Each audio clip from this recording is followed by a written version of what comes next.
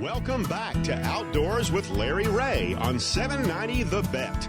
Brought to you proudly by the Tennessee Wildlife Resources Agency. Hey, good Saturday morning. Welcome back to Outdoors with Larry. Play it, Steve. Come on, Steve. There it is.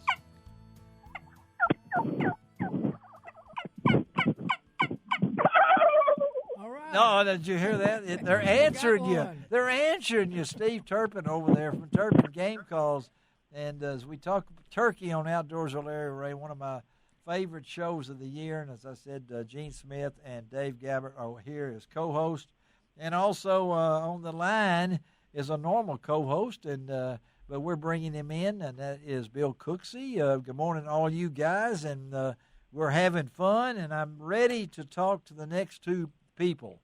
I think these two guys enjoy turkey hunting. It's obvious by what they've written, by what the pictures they've made, even some of the sounds they make.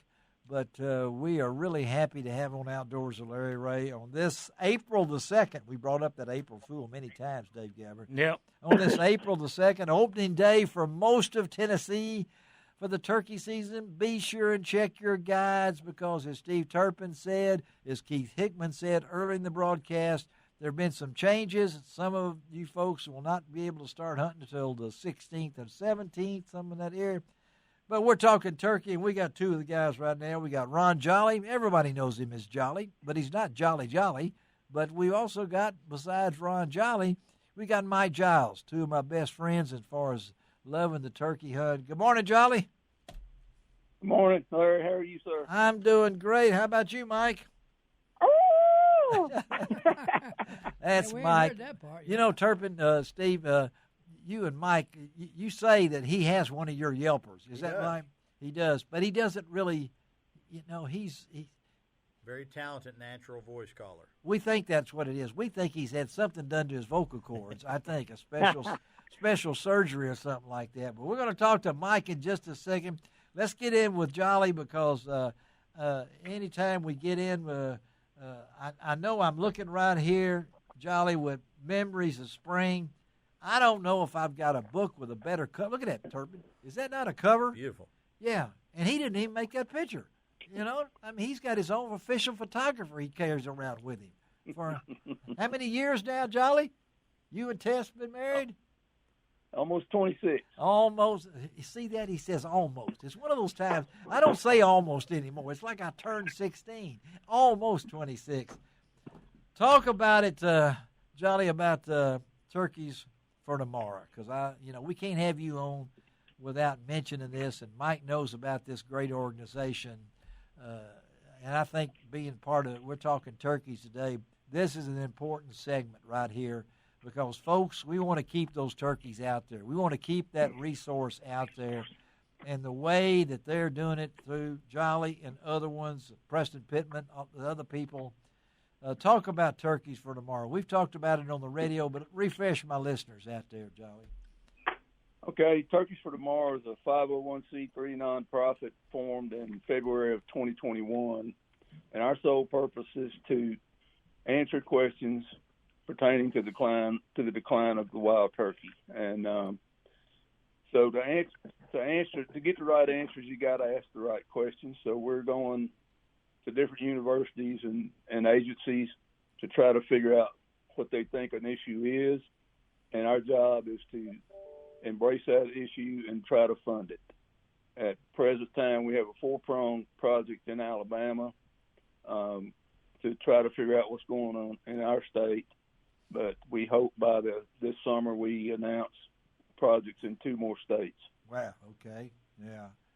And we're doing this for a reason. What the reason is that we want to keep this resource, right? Absolutely. That's my worst nightmare is our wild turkeys to go the way of the bobwhite quail. That's my worst nightmare. Wow, yeah. And we got to think along that line, don't we, Jolly? I mean, if someone doesn't do it, the states can't do it. And so you're partnered. You want to partner with the states with additional funds to do additional things. Yes, sir. And we're currently working with Alabama Wildlife Federation, Alabama National Wild Turkey Federation, Realtree, Sitka, Onyx, Pistol Creek. I don't want to leave anybody out, but I don't have time to say all Sure, the people who yeah. embrace this. You need help. You're looking for help. So how do people get involved in this? Before we move on to how do people get involved in this? Well, the easiest way is go to our website at turkeysfortomorrow.org. That's it, yes. And we recently realized that we needed to be a membership organization to sustain this. People want to be a member, and you can join us there. There are 4 levels of membership. Okay. Follow us on our social platforms on Instagram, Facebook, and Twitter, and join us. And it's going to take all of us to turn this around. So join us and help us help wild turkeys. Well, I think there's nobody. I'm not saying nobody, but you have had this a love affair with turkeys for many years. Now you and Tess are still in Tuskegee, Alabama, right? Is that where you're? Yes, sir. Where you're living and things along that line. What is it about the wild turkey that you have videoed so many? You've had so many episodes back with Primos and Woods Wise and all the other different people. What is it about the wild turkey that means so much to you? Well, for me, it's the game. It's the game you play when you hunt wild turkeys, but it's also just knowing they're there, seeing them and hearing them, and knowing that in my lifetime they were at the brink of going away before. Yes. And hunters and state agencies and other nonprofits brought them back from that brink, and I just can't sleep at night thinking that we may let them go back there again. We're nowhere near there, but why get that far before we start trying to address it? And I know that as Mike listens to this, Mike Giles out of Meridian, Mississippi, award-winning outdoor writer, known Mike for many years, and with a rare talent, and I call it a talent, Mike. To do what you do, the vocalization, as Turpin was listening over there and playing on his on his call. He got a box call, and he's got the famous Turpin wingbone trumpet over there. Talk about your love of turkey hunting, Mike. Well, to me, there's nothing more exciting than being out there chasing a turkey.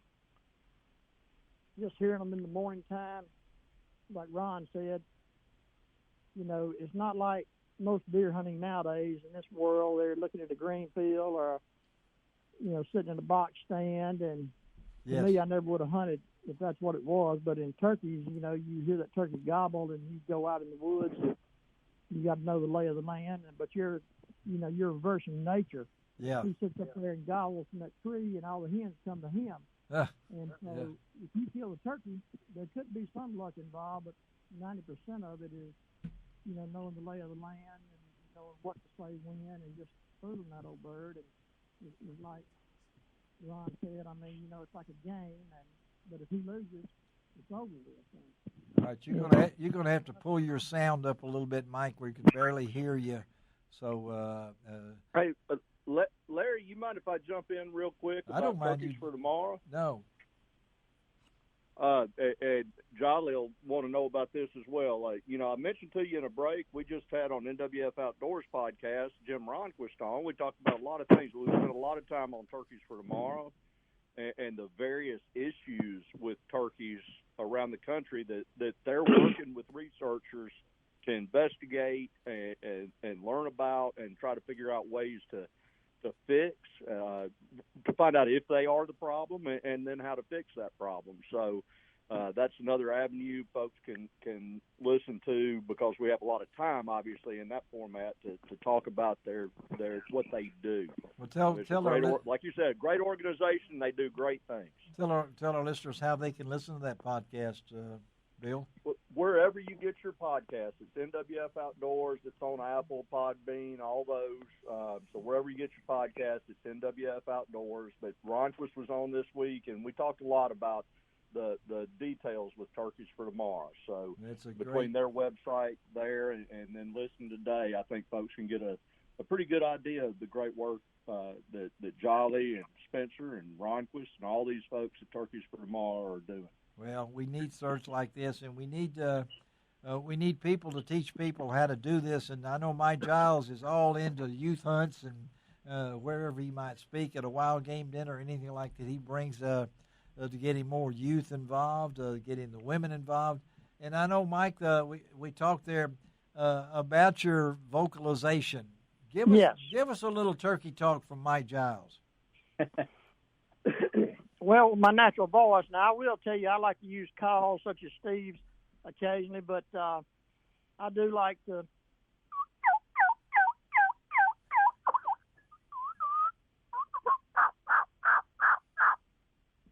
Is that coming through, Larry? Oh, it's coming through. Yeah, I'm on point right now. No, I'm.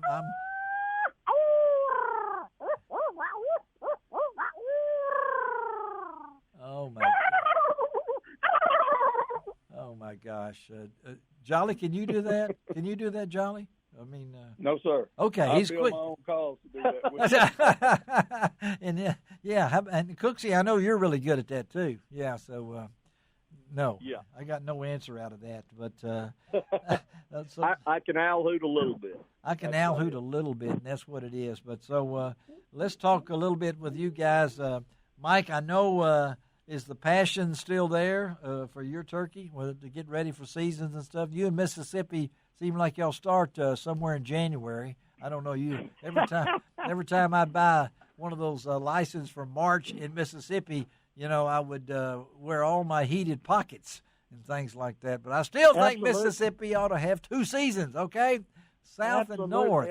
Yeah. I tell you, I want to tell you that I'm not going to get into a lot of it, but one of our biggest problems right now is they'll clear cut land, and you may have several thousand acres around you cut at the same time. Yeah. And once that gets 2 or 3 years old, it's over.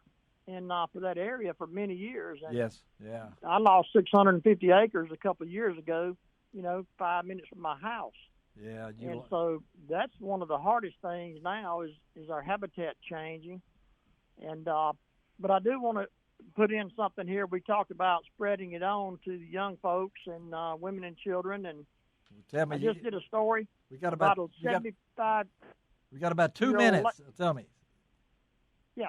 Yeah. Just had a 75-year-old lady go hunting for the first time, turkey hunting, and she killed a gobbler. All right. There is still hope for me. I mean, I don't mean that. No, I mean to know that. But, I wish we had more time for you guys. Now I've got to throw it in here because I know, Mike, you've written a book.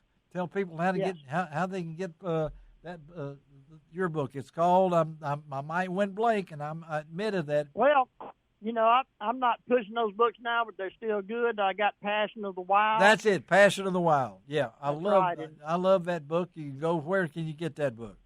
They can Google Passion of the Wild and find out how to get it, and www.passionofthewild.com. The Old Pro Turkey Hunter is another one that I have revised, and and that's one you can Google as well, or anybody can call me and get a signed autographed copy, and we're working on a couple more right now. All right, and Jolly, you still got memories of spring, right? We can still get those, right? Yes, sir. Go to I have a Memories of Spring Facebook page, and you can go there and find out where to order signed autographed books by Tess and me, and also our limited edition pot call that we have for sale right now. We have only a few of those 200 left. Well, I love my book. Love them all. Hey, guys, thank y'all. Have a great one. We'll talk to you. Thanks for being a part of this show, and be safe travels, and we'll talk to you down the road, okay? Thank you. Enjoy it. Thanks, sir. All right, let's take a break on Outdoors with Larry. Bring us out of here.